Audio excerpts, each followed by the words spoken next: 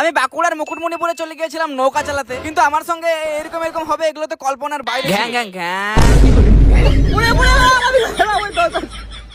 কেসটা কয়েকদিন আগে আমি চলে গেছিলাম বাঁকুড়ার মুকুটমণিপুর ড্যাম, আর সেখানে একটা জায়গায় বেশ কিছুক্ষণ হরিণ টরিন দেখার পর আমরা চলে গেছিলাম আর একটা ভিউ পয়েন্টে। সেখানে যেতে একজন বললো আমি তোমার বিগ ফ্যান, আর তাকে দেখে মনে হলো অনেক কষ্টে আছে, তাই আমি জিজ্ঞাসা করলাম, আর সে বললো জীবনে যদি ভালো থাকতে চাও কোনোদিন প্রেম করো না। কিন্তু তাকে কি করে বলি, আমাকে যে কোনো মেয়ে পাত্তাই দেয় না।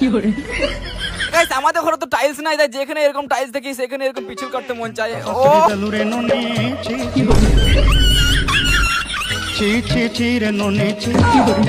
না না বেশি করে দেখানোর প্রবলেম নাই, আমি চলে গেলাম দোলনায় দোল খেতে। একা একা দোল খাওয়া তো সম্ভব নয়, তার কি সাইডে করে ছেলেকে পটাতে চলে গেলাম। ভাই আমি অনেক বড় ইউটিউবার, চলো আমাকে একটু দোল খাইয়ে দিবে। আর এরা কোনো মতে রাজি হচ্ছিল না, কোনো রকম কিস্টিস দিয়ে একটু রাজি করালাম, কিন্তু তারপর বুঝতে পারলাম এই শালা ছেলেগুলো আমাকে মনে মনে মারার ধান্দা করছে। এবার থামা, এবার থামা ভাই, থামা ভাই।